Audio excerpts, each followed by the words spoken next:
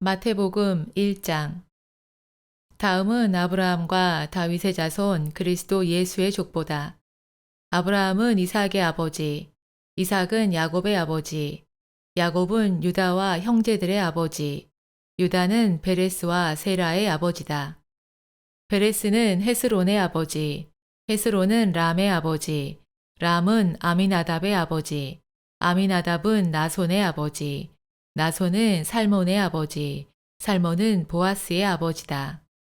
보아스는 오벳의 아버지, 오벳은 이새의 아버지, 이새는 다윗 왕의 아버지, 다윗 왕은 솔로몬의 아버지다. 솔로몬은 르호보암의 아버지, 르호보암은 아비야의 아버지, 아비야는 아사의 아버지, 아사는 여호사밧의 아버지, 여호사밧은 요람의 아버지, 요람은 우시아의 아버지, 우시아는 요담의 아버지, 요담은 아하스의 아버지, 아하스는 히스기야의 아버지, 히스기야는 므낫세의 아버지, 므낫세는 아몬의 아버지, 아몬은 요시아의 아버지, 요시아는 여고냐와 형제들의 아버지다. 이 무렵 바빌론으로 강제 추방되었다. 바빌론으로 포로로 잡혀간 이후 여고냐는 스알디엘의 아버지가 되었고 스알디엘은 수룹바벨의 아버지, 수룹바벨은 아비웃의 아버지, 아비웃은 엘리야김의 아버지, 엘리야김은 아소르의 아버지, 아소르는 사독의 아버지, 사독은 아킴의 아버지, 아킴은 엘리웃의 아버지, 엘리웃은 엘르아살의 아버지, 엘르아살은 mat단의 아버지, mat단은 야곱의 아버지, 야곱은 요셉의 아버지가 되었다. 요셉은 마리아의 남편이고 마리아는 그리스도 예수를 낳았다. 이렇듯 그리스도 예수의 계보는 아브라함부터 다윗까지 14대, 다윗부터 바빌론 강제 추방까지 14대, 강제 추방부터 그리스도까지 또 14대로 나뉜다. 그리스도 예수의 출생 과정은 다음과 같다. 마리아는 요셉과 약혼하고 아직 결혼하기 전에 아기를 가졌다. 성령이 하신 일이었다. 곧 남편이 될 요셉은 선한 사람이라 마리아가 망신당하는 것을 원치 않아서 조용히 파혼할 마음을 먹었다. 그러나 그가 가만히 파혼을 준비하고 있을 때 꿈에 주의 천사가 나타나 말했다. 다윗의 자손 요셉아, 마리아를 아내로 맞이하는 것을 두려워하지 마라. 마리아는 성령을 통해 임신했으며 마리아는 아들을 낳을 것이다. 너는 아들의 이름을 예수라고 해라.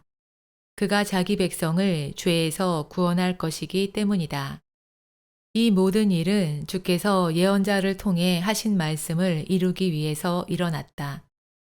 보아라, 처녀가 임신하여 아들을 낳을 것이며 사람들은 그의 이름을 임마누엘이라 할 것이다. 임마누엘은 하나님이 우리와 함께 하신다는 뜻이다. 요셉은 잠에서 깨어 천사가 말한 대로 마리아와 결혼했다. 그러나 마리아가 아들을 낳을 때까지 육체 관계를 맺지 않았다. 요셉은 아들에게 예수라는 이름을 지어 주었다. 2장. 예수는 유대 베들레헴에서 태어났다. 그 지방의 왕은 헤롯이었다. 예수가 태어난 후 동방에서 점성술사 일행이 예루살렘을 찾아가 물었다. 유대인의 왕이 되실 분이 어디에 계십니까? 동방에 뜬 그분의 별을 보고 우리가 경배하러 왔습니다. 헤롯 왕은 대경실색했다. 예루살렘에 사는 모든 이들도 마찬가지였다. 그래서 헤롯은 유대의 대제사장들과 율법학자들을 모두 모아놓고 그리스도가 어디에서 태어나는지 물었다. 그들은 이렇게 대답했다. 유대 베들레헴입니다. 예언자가 이렇게 기록해 놓았습니다. 너 유대 땅 베들레헴은 유대 왕들 중에서 결코 작지 않다. 너에게서 통치자가 나와 내 백성 이스라엘의 목자가 될 것이기 때문이다. 그러자 헤롯은 동방에서 온 현자들을 은밀히 초대해 별이 나타난 정확한 시간을 알아냈다. 그러고는 그들을 베들레헴으로 보내며 말했다. 그곳에 가면 최대한 주의를 기울여 그 아기를 찾으시오. 그리고 아기를 찾으면 내게 알려주시오. 나도 경배하러 가겠소. 현자들은 왕의 말을 들은 다음 베들레헴을 향해 출발했다. 그때 동방에서 보았던 별이 그들을 이끌다가 마침내 아기가 누운 곳 바로 위를 비추었다. 그들은 그 별을 보고 이루 말할 수 없이 기뻤다. 현자들은 그 집으로 들어가 어머니 마리아와 함께 있는 아기를 보았다. 그들은 무릎을 꿇고 아기에게 경배했다. 그러고는 보물 상자를 열어서 황금과 유향과 몰약을 선물로 드렸다. 그들은 꿈에 헤롯에게 돌아가지 말라는 경고를 듣고는 다른 길을 찾아서 자기 나라로 돌아갔다. 그들이 떠난 뒤 주의 천사가 꿈에 요셉에게 나타나 말했다. 지금 일어나 아기와 아기 엄마를 데리고 이집트로 피해라. 내가 말할 때까지 그곳에 머물러라. 헤롯이 아기를 찾아내 죽이려 한다. 그래서 요셉은 일어나 그날 밤 아기와 아기 엄마를 데리고 이집트를 향해 떠나 헤롯이 죽을 때까지 그곳에 머물렀다. 주께서 예언자를 통해 하신 말씀이 또다시 이루어졌다. 내가 이집트에서 내 아들을 불러냈다. 헤롯은 현자들에게 속은 것을 알고 격분했다. 그는 현자들에게 조심스럽게 물어보았던 때를 기준으로 계산하여 베들레헴과 그 인근에 사는 2살 이하의 남자아이를 모두 처형하라는 명령을 내렸다. 그때 예레미야의 예언이 이루어졌다. 라마에서 울며 크게 애도하는 소리가 들려왔다. 라헬이 자식들을 잃고 울고 있다. 그러나 자식들이 없으니 위로를 받지 못할 것이다. 그러나 헤롯이 죽은 후 주의 천사가 이집트에 있는 요셉의 꿈에 나타나 말했다. 이제 일어나 아기와 아기 엄마를 데리고 이스라엘 땅으로 들어가라. 아기를 죽이려 하던 이들이 죽었다. 그래서 요셉은 일어나 아기와 아기 엄마를 데리고 이스라엘 땅으로 갔다. 그러나 이제 아켈라오가 아버지 헤롯 대신 유대의 왕으로 통치하고 있다는 소식을 듣자 그곳에 들어가기가 두려웠다. 그때 요셉은 꿈에 갈릴리 지역으로 피하라는 경고를 듣고 나사렛이라는 작은 마을에 정착했다. 그를 나사렛 사람으로 부를 것이라는 옛 예언은 이렇게 이루어졌다. 3장. 때가 되어 세례자 요한이 나타나 유대 광야에서 말씀을 전했다. 여러분은 마음과 생각을 돌이키십시오. 하늘나라가 왔습니다. 그는 예언자 이사야가 말한 사람이었다. 광야에서 외치는 자의 소리다. 너는 주의 길을 준비해라. 그의 길을 곧게 펴라. 요한은 낙타 털옷을 입고 가죽 허리띠를 띠고 메뚜기와 야생 벌꿀을 먹고 살았다. 예루살렘과 유대 전역과 요단강 지역 사람들이 그에게 모여들어 공개적으로 자기 죄를 고백하며 요단강에서 그에게 세례를 받았다. 그러나 요한은 수많은 바리새인과 사두개인이 세례를 받으러 오는 것을 보고 이렇게 말했다. 뱀 새끼들아, 누가 너희에게 다가올 진노를 피하라고 경고하더냐? 너희들이 정말 마음을 돌이켰다면 돌아가서 행동으로 보여라. 마음속으로 우리는 아브라함의 자손이야 라고 생각하지 마라. 똑똑히 들어라. 하나님은 이 돌들로도 아브라함의 자손을 만드실 수 있다. 도끼가 이미 나무 뿌리에 닿아 있고 좋은 열매를 맺지 못한 나무는 잘려서 불에 들어갈 것이다. 나는 너희가 회개했다는 표지로 물로 세례를 주지만 내 뒤에 오시는 이는 나보다 훨씬 더 강한 분이다. 사실 나는 그분의 신발을 간수할 만한 존재도 못 된다. 그는 성령의 불로 너희에게 세례를 주실 것이다. 그는 오셔서 밀과 결을 분리하시고 탈곡장을 아주 깔끔하게 치우실 작정이다. 곧 밀은 곡물 창고에 모으고 겨는 절대 꺼지지 않는 불로 태우실 것이다. 그때 예수가 요한에게 세례를 받기 위해 갈릴리에서 요단강으로 왔다. 그러나 요한은 예수를 말리며 말했다. 선생님이 제게 세례를 주셔야죠. 설마 선생님이 제게 세례 받으러 오신 건 아니죠? 그러나 예수는 우리는 율법의 명령대로 하는 것이 합당합니다. 지금은 그렇게 하세요. 하고 대답했다. 그래서 요한은 예수에게 세례를 주기로 했다.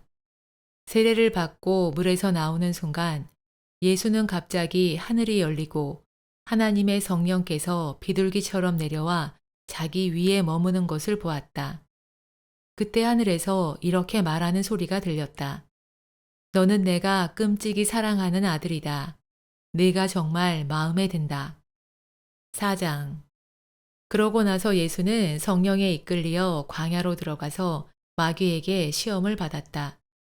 예수는 밤낮으로 40일을 금식한 후 배가 아주 고팠다.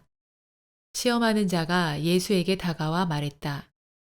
내가 하나님의 아들이면 이 돌들에게 빵이 되라고 말해봐. 예수가 대답했다. 성경은 사람은 빵만 먹고 살아서는 안 되고 하나님의 입에서 나오는 모든 말씀으로 살아야 한다. 라고 말한다. 그러자 마귀는 예수를 거룩한 도성으로 이끌어 성전 가장 높은 곳으로 데리고 가서 말했다. 내가 하나님의 아들이면 뛰어내려 봐. 성경도 말했잖아. 그가 너를 위해 천사들에게 지시하여 천사들이 손으로 너를 받아 너의 발이 돌에 부딪히지 않게 하실 것이다. 예수는 맞다. 그런데 성경은 주 너의 하나님을 시험하지 마라 라고도 말한다. 마귀는 다시 예수를 아주 높은 산으로 데리고 가서 세상 모든 나라와 부귀 영화를 보여주며 내가 엎드려 나를 경배하면 저기 보이는 모든 것을 줄게 라고 말했다. 예수는 사탄아 물러가라. 성경은 너는 주 너의 하나님을 경배하고 오직 그분만 섬겨라 라고 말한다. 그러자 마귀는 예수를 혼자 내버려 두었고 천사들이 와서 그를 돌보았다. 예수는 요한이 체포되었다는 소식을 듣고 갈릴리로 돌아갔다. 그리고 나사렛을 떠나 스불론 납달리 지방 호숫가 마을 가버나움에 가서 살았다. 이렇게 하여 이사야의 예언이 성취되었다.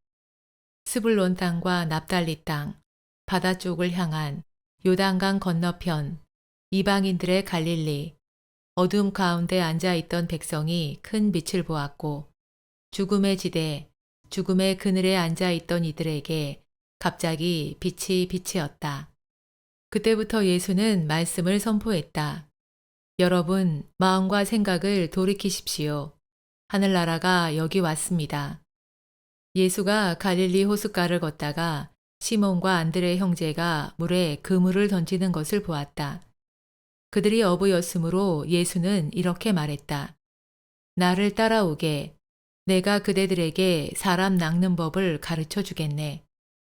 그들은 즉시 그물을 내버려 두고 예수를 따라갔다. 그러고 나서 예수는 좀 더 가다가 두 사람을 더 만났다. 역시 형제였던 야고보와 요한이었다. 그들은 아버지 세베대와 함께 배에서 그물을 수선하고 있었는데 예수가 그들도 불렀다. 그들은 즉시 배와 아버지를 버려두고 예수를 따라갔다. 이제 예수는 갈릴리 전역을 돌아다니며 회당에서 가르치고 그 나라에 관한 기쁜 소식을 전하고 온갖 질병과 장애를 가진 이들을 고쳐주었다. 예수의 명성은 시리아 전역에 퍼졌으며 사람들은 아픈 사람들, 각종 질병에 걸린 사람들을 다 예수에게 데려왔다. 귀신 들린 이들, 정신 이상자들, 중풍병자들도 있었다. 그는 그들을 고쳐주었다. 갈릴리와 열 성읍과 예루살렘과 유대와 요단강 건너편에서 거대한 무리가 그를 따라왔다.